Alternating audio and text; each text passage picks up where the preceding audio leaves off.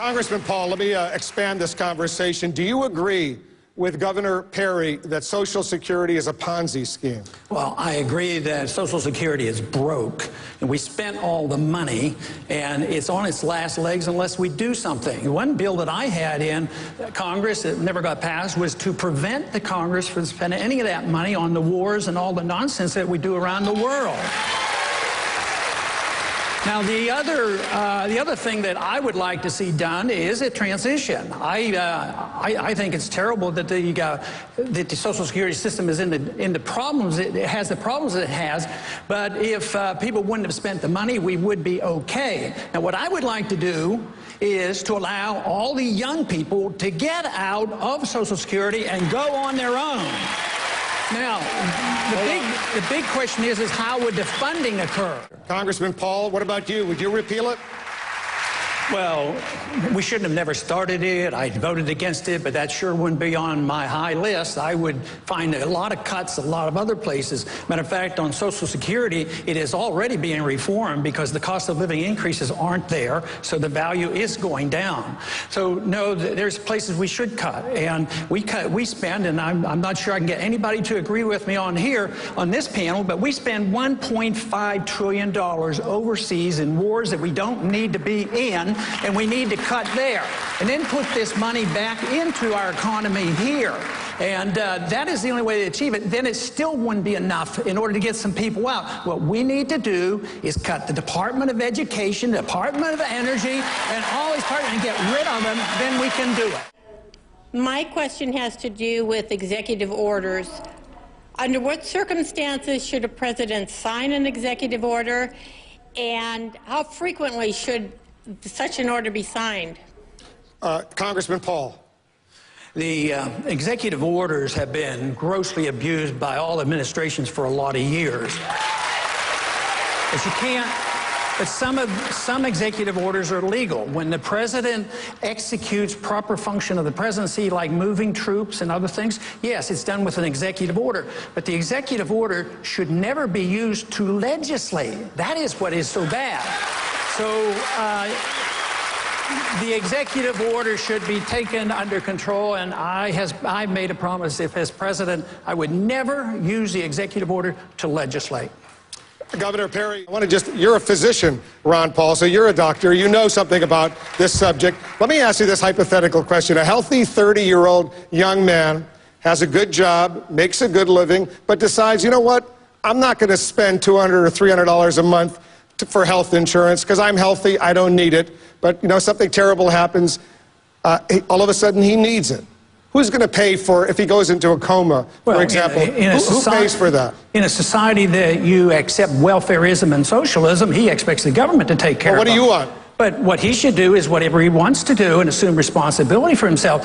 My advice to him would have a major medical policy, but not before. But he doesn't have that. He doesn't have it, and he needs intensive care for 6 months. Who pays? That's what freedom is all about, taking your own risk. This whole idea that you have to prepare and take care of everybody. But Congressman, are you saying the society should just let him die? No. I practiced medicine before we had Medicaid in the early 1960s when I got out of medical school.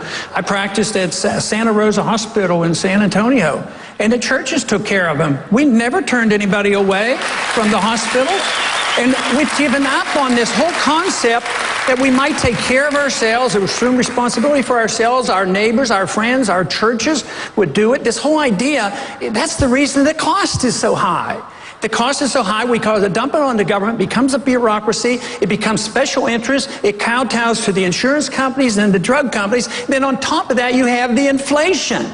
The inflation devalues the dollar. We have lack of competition. There's no competition in medicine. Everybody's protected by licensing. We should actually legalize alternative health care, allow people to practice what they want.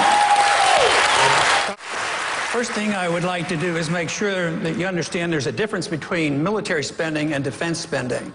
I'm tired of all the militarism that we're involved in, and we're wasting this money and getting us involved And I agree, we are still in danger, but most of the danger comes by our lack of wisdom on how we run our foreign policy. So I would say there's a lot of room to cut on the military, but not on the defense. You can slash the military spending. We don't need to be building airplanes that were used in World War II. We're always fighting the last war. But we're under great threat because we occupy so many countries. We're in 130 countries. We have 900 bases around the world. We're going broke. The purpose of Al-Qaeda was to attack us, invite us over there where they can target us. And they have been doing it. They have more attacks against us and the American interest per month than occurred in all the years before 9/11. But we're there, occupying their land. And if we think that we can do that and not have retaliation, we're kidding ourselves. We have to be honest with ourselves.